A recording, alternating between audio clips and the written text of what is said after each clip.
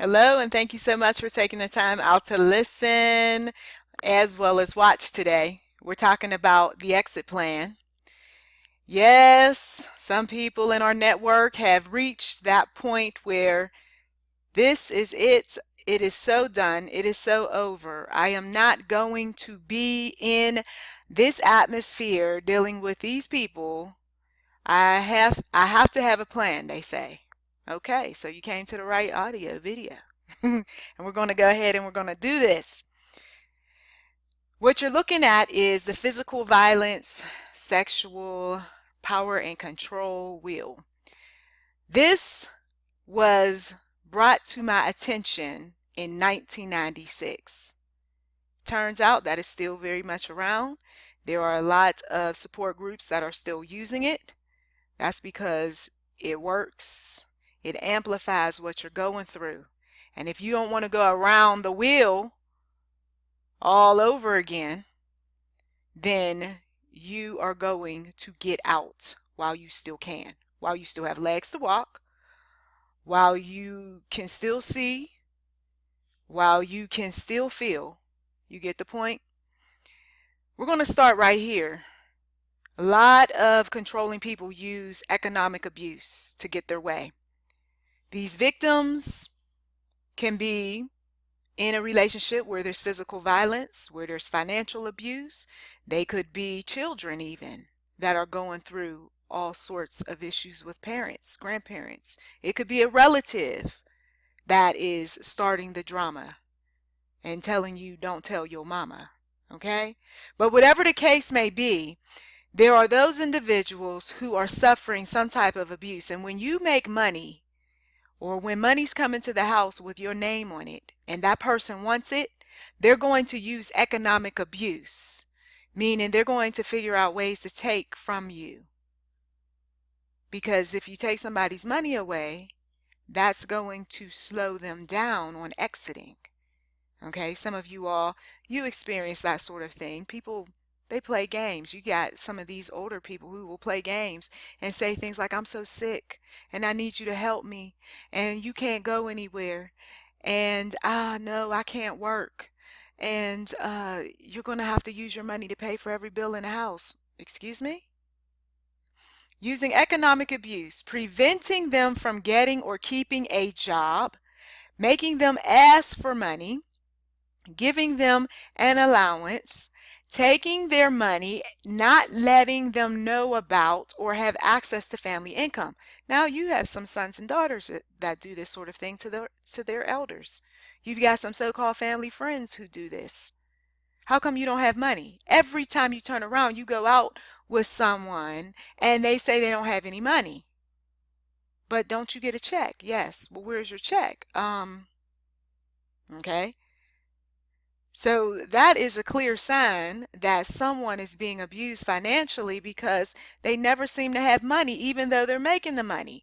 Or they at one point did make some money, but now they don't want to start up any problems in the household. So I'm just going to stay at home.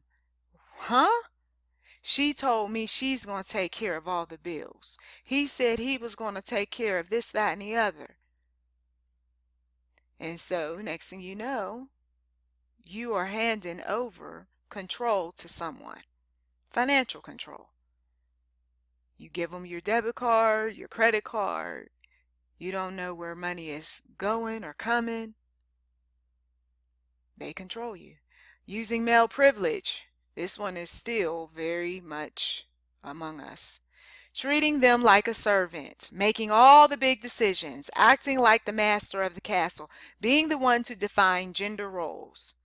He says, I'm the king of the castle. I'm the one who takes care of the bread and the butter up in here. This is my car, my house. You keep your mouth shut if you want this stuff to keep coming. Okay? You go over there and get my food. That's the least you can do. You don't do nothing else. What about the 10 or shut your mouth? You don't tell me what all you do. I tell you what to do. Okay, sounds familiar?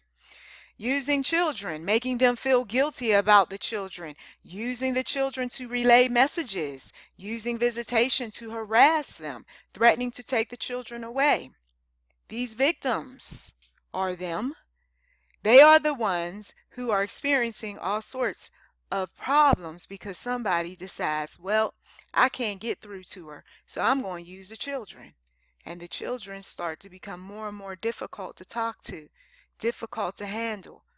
Who's putting something in your ear? Huh? What you talking about? Your dad's saying something. No, he's not. He told me you're the problem. What? Minimizing, denying, and blaming. Making light of the abuse and not taking their concerns about it seriously. Saying the abuse didn't happen. Shifting responsibility for abusive behavior, saying they caused it. Once again, we got some controlling individuals who they got to see this will in order to believe it. And then even then they see the will and they still don't believe that that's what they're doing. But it is not up to the victim to show this will to any abuser. I do not recommend that whatsoever. I don't even recommend you sharing this audio video with anyone. This is to enlighten you and get you on that path toward freedom. Okay? We're done trying to convince the person that they are abusive, that they're controlling, that they don't care about us. Why do you do what you do? No, that's over with. Once you make up in your mind you want to leave, we don't keep coming over to that abuser talking about, do you still love me? Do you still want the relationship and all of that? No, it's over with. Because all they're going to do is do this very thing right here. They're going to minimize what they've done to you. They're going to deny it ever happened. They're going to blame others. They're going to even blame you. Okay? Using isolation, controlling what they do. The victim, once again, who the victim sees and talks to, what these victims read, where they go, limiting their outside involvement, using jealousy to justify actions. People who are close to them, their favorite people, they don't want to believe that isolation is taking place. They don't want to believe that their dear brother, uncle, sister, whoever is controlling. Oh no, you have my fill in a blank twisted. They're not like that. And the whole key was to isolate the victim so that he or she would not go out the circle and talk to anyone and deal with anyone. Because if you do that, then they're worried that you're going to tell on them. It's like that little child who tells little brother, little sister, don't you go over there and tell mom. Don't you go over there and tell dad. Same sort of mindset with these abusive people. They don't want their business out in the street. You see. So the control comes in. They don't want you going here. They don't want you going there. You got to ask permission. You got to do what I tell you to do or else. You weren't supposed to be over there talking to that man. You weren't over there you wasn't supposed to be over there talking to that woman. You see? Isolation. It started early on during the dating phase. Did you catch it then? Probably not. Using emotional abuse, putting them down, right? Making the victims feel bad about themselves, calling them names, making them think they're crazy, playing mind games, humiliating them, making them feel guilty. This sort of thing takes place even in situations where there's sex involved, okay? So he's constantly criticizing the way she looks. The pedophile, if you will, is saying all sorts of derogatory things to the child because the child doesn't want to conform, doesn't want to do the disgusting act.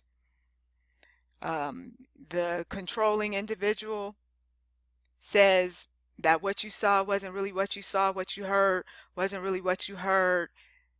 They call you a bunch of names because you have confronted them about the abuse. Using intimidation, making them afraid by using looks, actions, gestures, smashing things, destroying their property, abusing pets, displaying weapons. Once again, controlling people, abusive people do this sort of thing.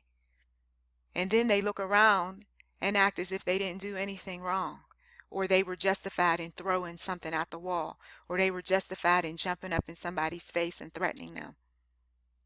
Okay?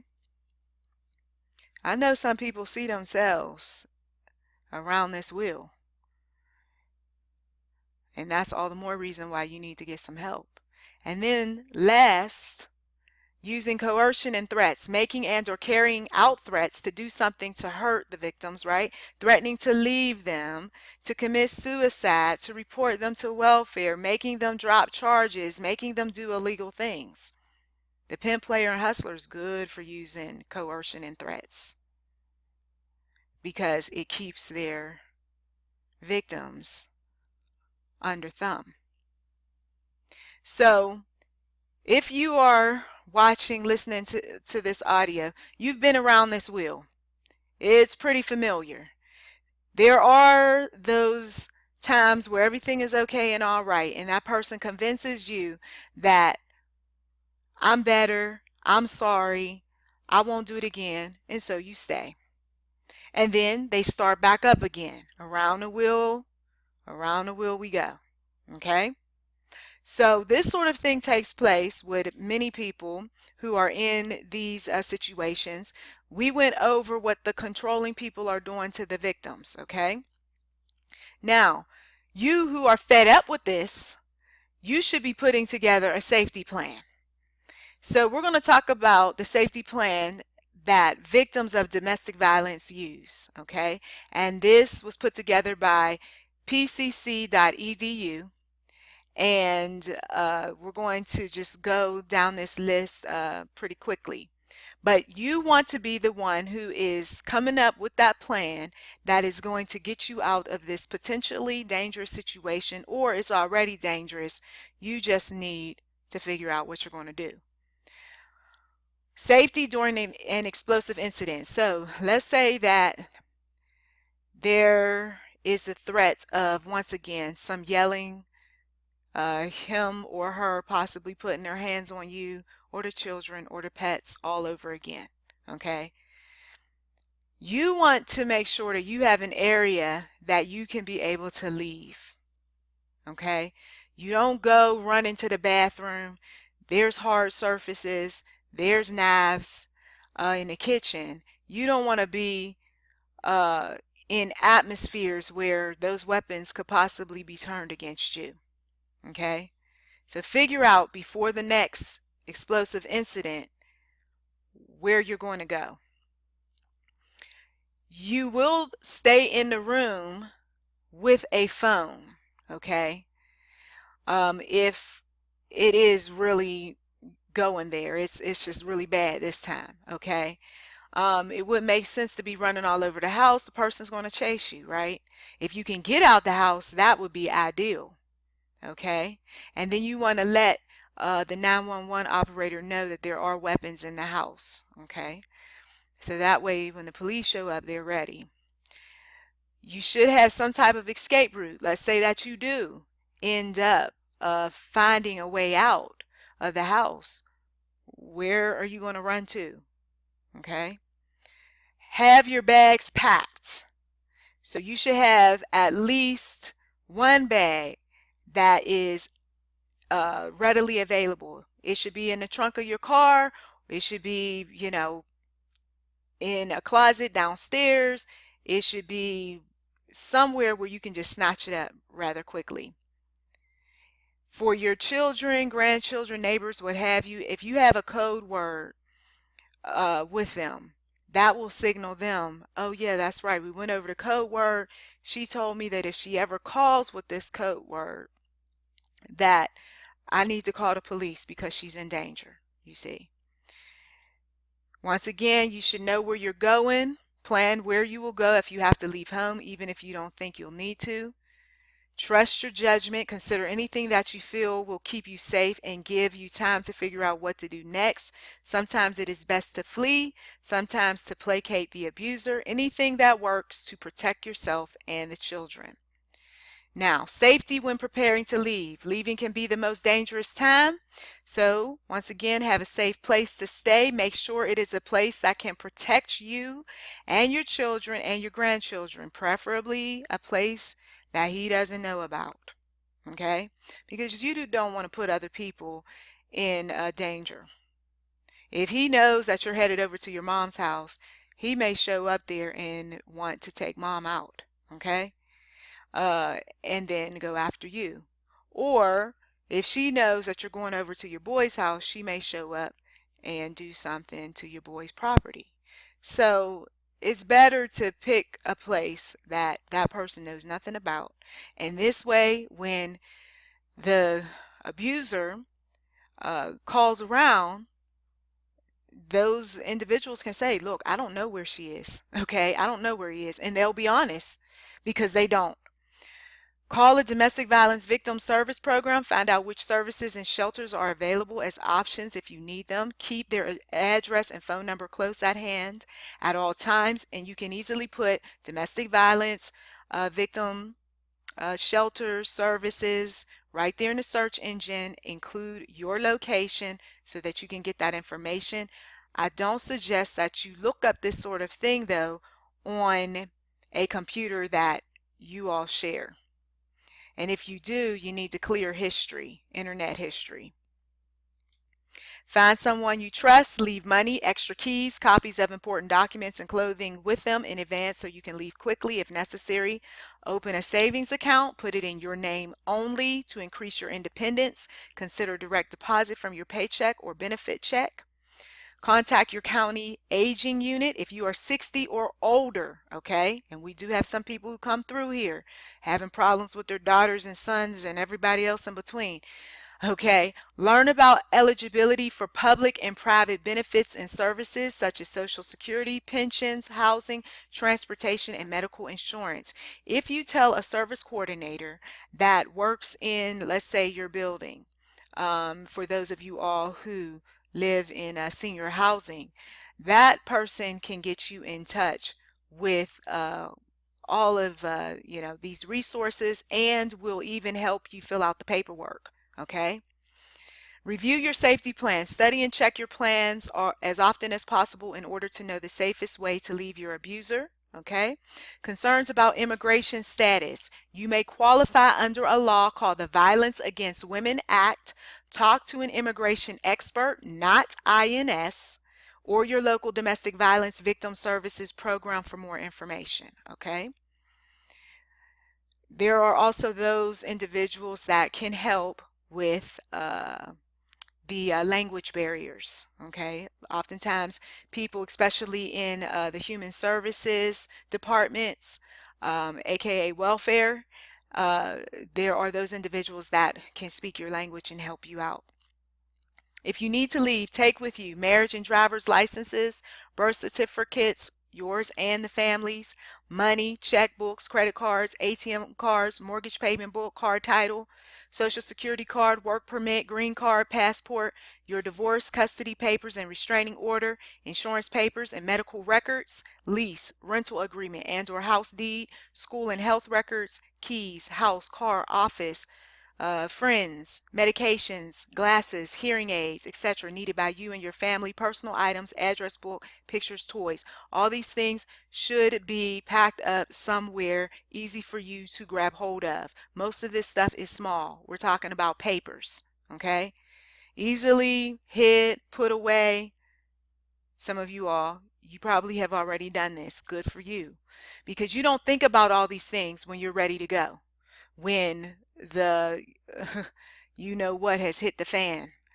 So that's why while everything is in that honeymoon phase, everything is cool, calm, and collected, make sure you're doing these things. Safety in your home.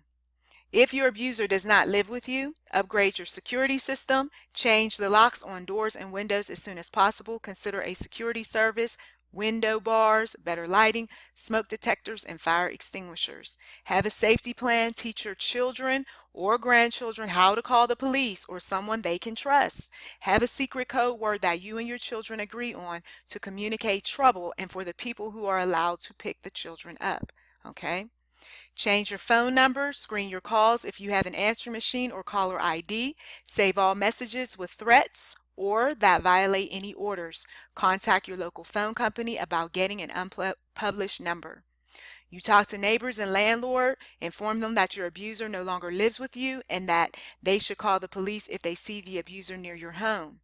Get legal advice. Find a lawyer knowledgeable about domestic violence to explore custody, visitation, and divorce provisions that protect you and the children. Discuss getting a restraining order as an option. Your abuser may be mandated to a batterers and intervention program. Talk with the program to find out more about potential risks to you while your abuser participates. Additionally, contact your local domestic violence victim services program. Now, that works if this is somebody who is willing to get the necessary help.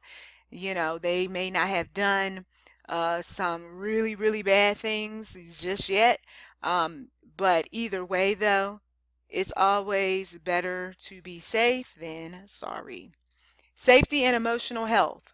Think positive. You don't deserve to be hit or threatened. Can I say that again for some of you all who left comments on this channel, reached out to me, told me you wanted prayer?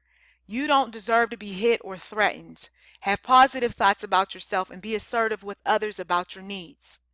Read, ask your local domestic violence victim services program and public library for materials that deal with domestic violence.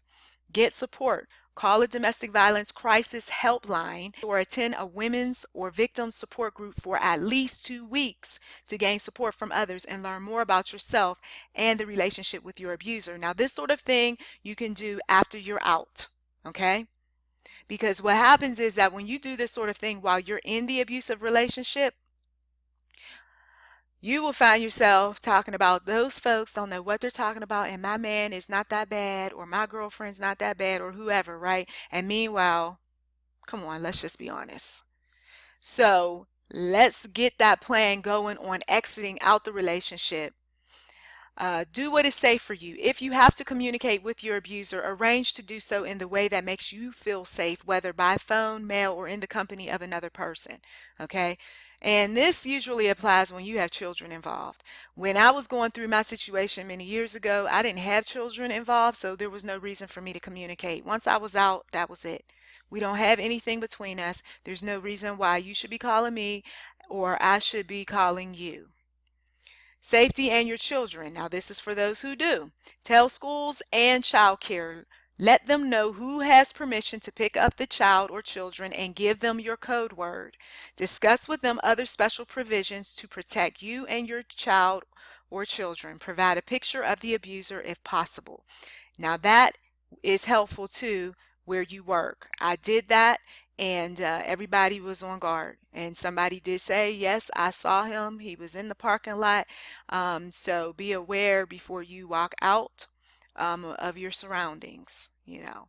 So things like that. Get other people involved simply by telling them, you know, this person is around, here's a picture. I did not give this individual permission to pick up the children.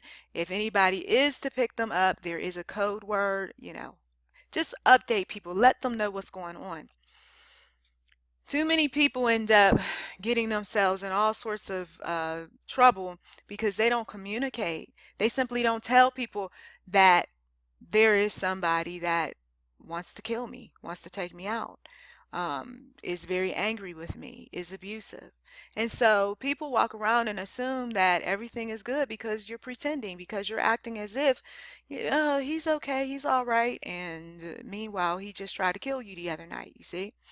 Exchange children in a safe place. Find a safe place to exchange the child or children for visitation. Some communities have specific locations just for this purpose. Contact your local domestic violence victim services program for more information. Safety on the job. Tell somebody. See? There it is in writing. Decide whom at work you will inform of your situation, especially if you have a protection from abuse order, which is a PFA. I had that. And trust me, you enforce it when it is violated. You don't say, okay, he'll just go away. No, you go down there, you say he was seen here, he was seen there, so that the police can patrol the area. This may include office security if available. Provide a picture of the abuser, which I did, if possible. It is your right to request and expect confidentiality from those you disclose to. Screen your calls. Arrange to have someone screen and log your telephone calls if possible. Make a safety plan, right? Create a safety plan for when you enter and leave your workplace, okay? We talk about home, but you also should have a place or a plan that will help you get in and out. So there are those side doors, there's the back door. I don't suggest that you just keep going out the same door every single day if there's other ways of getting out. I don't suggest that you park in the same spot. I don't suggest that you get on the same bus every day, right? Sometimes do Uber, Lyft, but mix up your routine. Have someone escort you to your vehicle or other transportation. If you and your abuser work at the same place, discuss with your supervisor your options regarding scheduling, safety precautions, employee/family benefits, and if you are able to start looking for a new job, you should do that too. Because some people are not going to make it easy for you to leave them. That's a reality, especially narcissists. Contact your local domestic violence victim services program to receive additional information about workplace safety. In an emergency, call 911. I know that is obvious, but some people, for whatever reason, forget. And they want to argue and they want to fight and they want to talk about beating that person up. And that abuser could very well turn the script on you. So be that one that calls 911. And if you can't, be loud enough so somebody can call 911 for you, because in my situation, no, there was no phone around, and I couldn't get out fast enough. So I used my voice and I stomped and, I banged things around. I did all sorts of things. And finally, the neighbor was like, you know what? I better call the police. And praise God for that person. I pray that the Lord has just, whew, continue to bless that person who called. You and your children deserve to be safe. Okay? Real simple. You deserve to be safe. You are fearfully and wonderfully made by the one true God. Okay, so that's the safety plan for victims of domestic violence. Now we're going to get into the spiritual side of things because some people need uplift. We're not supposed to be fearing man. Okay? Anybody who tells you differently, there's something wrong with them. Proverbs 29:25, the fear of man lays a snare. See, the whole point of the abuser was to cause you to fear him so that he could lay his trap. And some folks, he laid a little something else too. And that's what got you ensnared. But whoever trusts in the Lord is safe. So if you trust that the Lord is going to bring you out of this situation, you trust that the Lord is going to keep you, protect you, you trust that the Lord uses people, places, and things to keep you out of danger, then you don't need to be concerned about, oh, is that man going to hurt me? Is he going to come back around? Is he going to do this and that? And I mean, when you're in that victim mentality, you do think that way, okay? You do. You say things like, oh, he's going to do something. I know he is. Excuse me, you are here with us. We're here to help you, okay? But sometimes you just got to encourage yourself. Hebrews 13:6, so we can confidently say, the Lord is my helper. I will not fear. What can man do to me? But once again, victim mentality says, well, I did say some bad words the other day, and I was raising my voice, and I really shouldn't have done that. And oh no, he's probably going to, and then you fill in the blank. And so now you just gave that man your energy.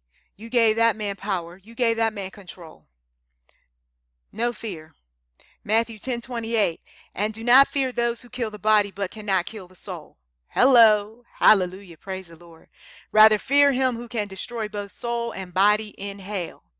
2 Timothy 1:7 said, for God gave us a spirit not of fear, but of power and love and self-control. So all this talk from these tough talkers about, yeah, you go upside his head the next time he say this or do that. No. God gave us a spirit not of fear, but of power, yes, and love, and self-control. Don't be the one who instigates the situation. While you can still walk out that door, it is better to do that. Because there are many women who, yeah, they went upside somebody's head all right, but what you didn't hear was they're serving time too. But how did that happen? Because one thing about it, the law knows that man and woman has a choice to walk away. How come you didn't walk away? They will ask you that. They asked me that when I was fighting. All right. So I'm telling you right now, they will ask. And you don't want to be that one that said, well, I wasn't about to put up with his mess, so I went upside his head and I kicked him and I did this and that. Okay, ma'am, let's go. Huh?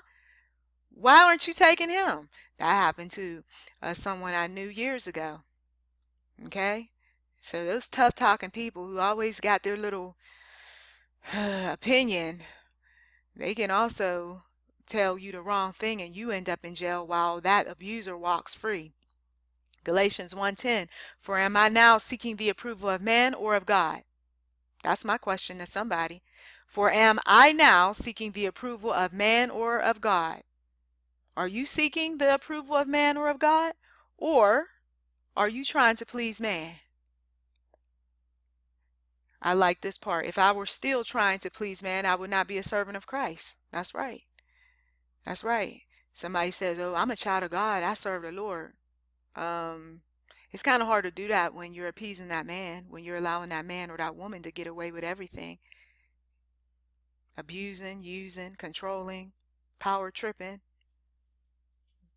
No, get free, and then we can talk about you being that child of God and serving Christ and doing all that God has called you to do. Psalm 118:8. It is better to take refuge in the Lord than to what? Trust in man. Now you see why some people will say, I don't trust in men. I don't trust in women. I trust in the Lord. Okay? Isaiah 51:12. I am he who comforts you. Who are you that you are afraid of man who dies?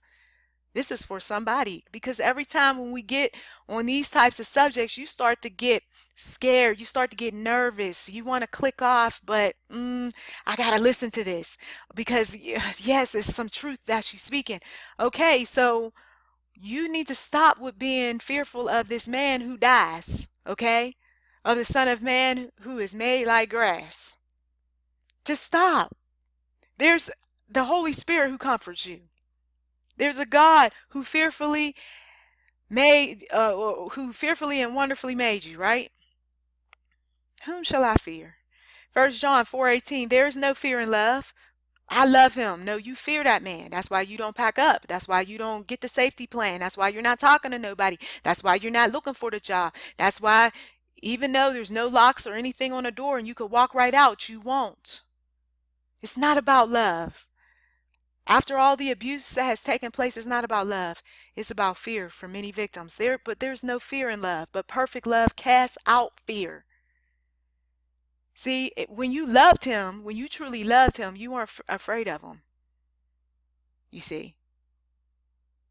But then as that love started going away, it was replaced by fear. For fear, listen to this, has to do with punishment. See? He gonna punish you. He gonna punish you. That's not love. For fear has to do with punishment, and whoever fears has not been perfected in love. And people say they got a good relationship. Oh, you got a good relationship because what? You do everything he tells you? You got a good relationship because you don't give him mouth? You got a good relationship because he wins and you lose? You got a good relationship because you turn your check over to him? I mean, really? But once again, the victim mentality reasons that everything is okay and all right, and you don't know what you're talking about. Okay. There's a lot of women in their graves who said the same thing. 1 John 4:4, little children, you are from God and have overcome them, for he who is in you is greater. Come on. He who is in you is greater. Say that. He who is in me is greater than he who is in the world. That's it. And I'm going to leave you with 1 Peter 5:7, casting all your anxieties on him because he cares for you. You're worried about some things? Give it over to the one true God while you're making this safety plan. What's my safety plan? What am I going to do the next time he freaks out? I'm going to make sure that I'm gone. That's what I'm going to do. Where you gonna go to? Answer that question. Do you have the monies? Make sure you're saving them. Do you have the connections? Make sure you reached out to them. You see? There are those individuals in the churches who have the lists, where to go, who to see. You don't go to the church that you two go together. There are people that are in hospitals that can give you the necessary tools. There's police stations. They have lists. These lists are resources. There are the shelters. They have lists. There are alternative housing. Everybody thinks, oh, it's going to be some homeless shelter somewhere. No, there's alternative housing in hotels. Did you know that? There's alternative housing in uh, uh, places that we can't disclose. Okay, simply put. But there are those places where a person can take refuge. Okay? So right now for some people it's the honeymoon period. He hasn't hit you, he hasn't cussed at you, he's being so nice and so patient and kind. But one day he's going to start back to his evil ways, and you got to be ready to leave. For those battered men, I have the book, She's Crazy, because I know I did say he a lot, but we know there's some women, yes, we know there's some women who do some interesting things. You heard what the safety plan is for victims of domestic violence. This isn't just, once again, relationships between spouses and partners and boyfriends and girlfriends, but we got adult children that are caught up in some situations and they need a plan out. We went over that. We got family members. We got elders. There are people that are in some serious situations and they're looking for the exit plan. They're looking for the safety plan. Okay? Get on the phone. Start talking to those individuals that can help you. All right? Well, I thank you as always for taking time out of your busy schedule to listen. May God richly bless you as well as those that you love. He has an exit plan for you, and I'm just praying right now in the name of Jesus for that person who has been contemplating for a long time to break up, to move out, to move on. I'm praying that God's angels of protection will be all around you and that nothing will stop you from getting your goals met this year in Jesus' mighty name. I pray that you will not be fearful of picking up the phone and making that call. I pray in Jesus' name that those who were once not supportive of you will be supportive. I pray in Jesus' name that you will have the monies that will get you from point A to point B, that you'll be disciplined enough to put those monies up. And also I pray for the children's mental, physical, as well as spiritual safety in Jesus' mighty name, and that you, God, will just give you the strength to protect those children as well as pets too, because we know that pets also suffer abuse as well. I ask these things in Jesus' name. Let this year be the year that you are free. Blessings to you.